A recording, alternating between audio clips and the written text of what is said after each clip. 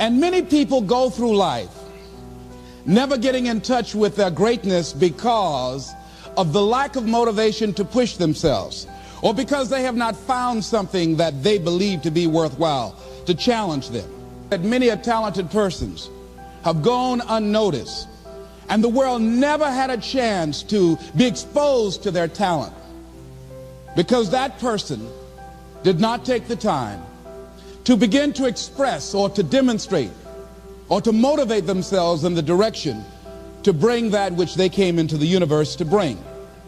Many people will leave the universe without a trace. No one will know they were here. And in fact, under their name, we could put under there, not used up. Will anybody know that you came this way? What contribution are you giving? What will you leave? What will be different because you came this way? That life is our gift to us, that God has given us, and how we live our lives is our gift to God. What kind of gift are you formulating? Is this a gift that you like to take back and do something else before you turn it in? Think about that. What can we do? What are some of the keys that we can begin to use to motivate ourselves when our batteries run low? Because I don't care who you are, I don't care what you do, at some time you are going to get tired. At some time you're going to get in a rut. Seem like nothing you do works out right. And sometimes it just seems like you just don't have the wherewithal or the will to do anything. That sometimes you act like you're punch drunk. You're just wading through life, just doing time day in and day out, looking at non-discriminatory television, anything that's on, just looking.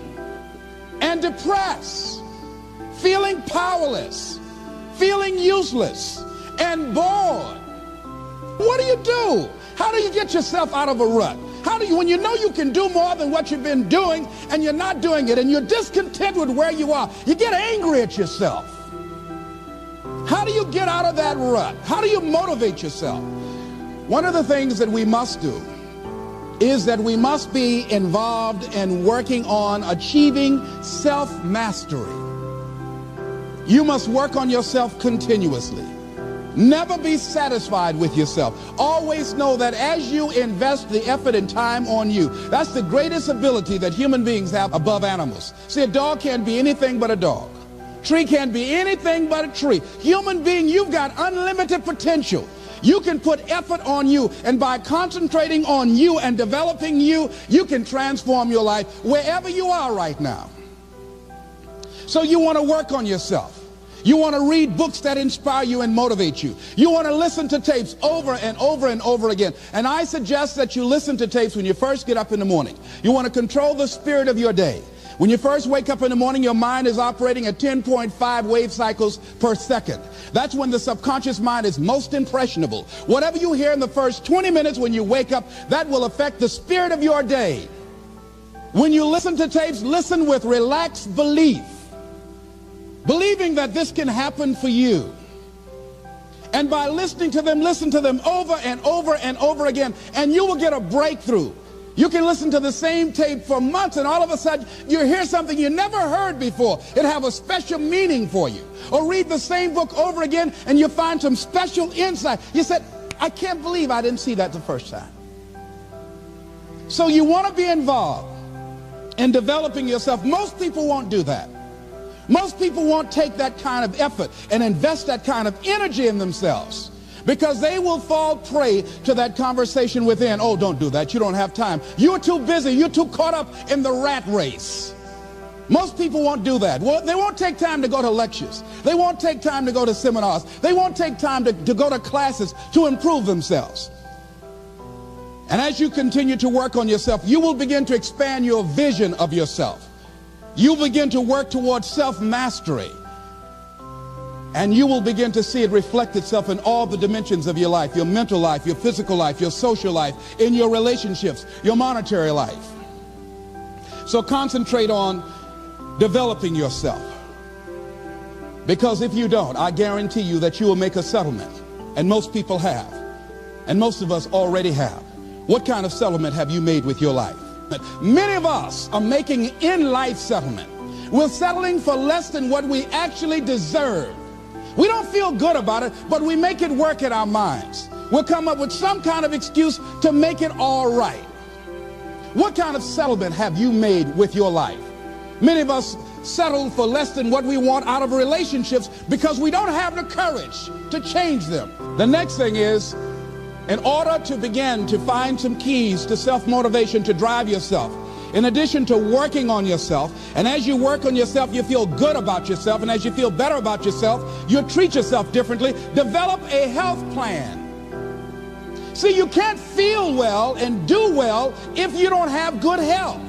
You can't perform if you don't have your health. Your health is valuable. Develop a health plan. A plan that you will follow, because this is the only vehicle that you have to carry you through this experience called life. And you want to take good care of it because you love you enough. You care enough about you. And that's not easy.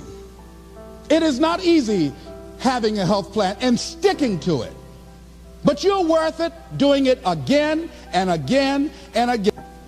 Next thing is, as you take care of yourself, the next key is keys to motivation, to self-motivation. You want to live life with energy and passion. You want to make a conscious effort to be lively. See, in life, you either saying hello or goodbye. You either on the way or in the way. You want to be happy.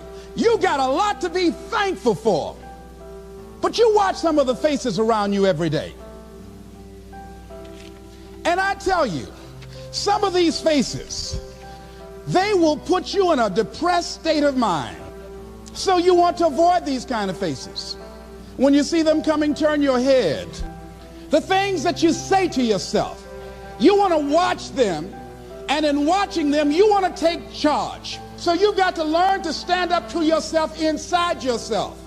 And short circuit, override that conversation that's always going on. 85% of what that conversation will tell you is negative. It's negative. It will tell you you're tired when you really are not tired. It will tell you you can't do it. It will fill you with fear. So you've got to watch that conversation. And when you find it going on, you've got to stand up to it and say, I'm going to do this anyhow. I'm afraid, but I'm afraid not to do it. And I'm not going to let you stop me. The biggest challenge that you will have in life is you. There's an old African proverb that says, if there's no enemy within, the enemy outside can do us no harm. The next thing that is a key to self-motivation is that you've got to ask yourself, what do I want out of life? What do you want out of life? What do you want out of a job? What do you want out of a career? What do you want out of a relationship? What do you want? What gives you your life? How will you know when you got it? What will make you happy? You need to know. You need to start asking yourself some questions. What do I really, really, truly want? You need to be exact about that. Don't be vague. Oh, I just want to be happy. That's too vague. What will make you happy? How will you know when you got it? Zero in on it. Be exact. Be specific. And as you do that, that will stimulate that superconscious mind, or the reticular activating system of your mind, that will begin to find those things, to identify with it. And once you begin to determine that which you want, take the time to write it down. Don't just think about it. Write it down. That is a subjective process that engages the subconscious mind. Write it down. Once you write it down, read it 3 times a day, morning, noon, and night. Why is that important? Because what it will do, it will cause you to focus. It will cause you to concentrate.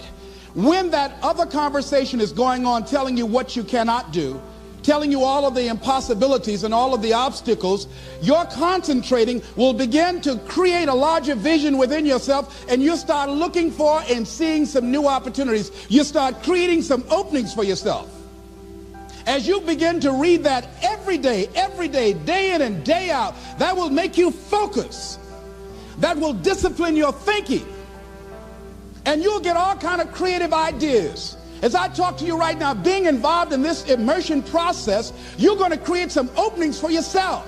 You're going to get some ideas. You're going to feel your adrenaline flowing, and you're going to think about something, some idea you had. You say, I want to go back and I'm going to look at that again from a different vantage point, not from the level of the problem or the obstacles that I encountered, but from a higher vantage point. Because what you will begin to see and to know as I talk to the higher consciousness within you, that you are powerful, that you are a miracle worker. And that inner conversation has conditioned you to believe that you are not. And as you begin to discover the truth of who you are, whatever challenge that you're facing in life, and if you're living, you're facing some challenge, you'll begin to know that you're powerful and that you're a miracle maker.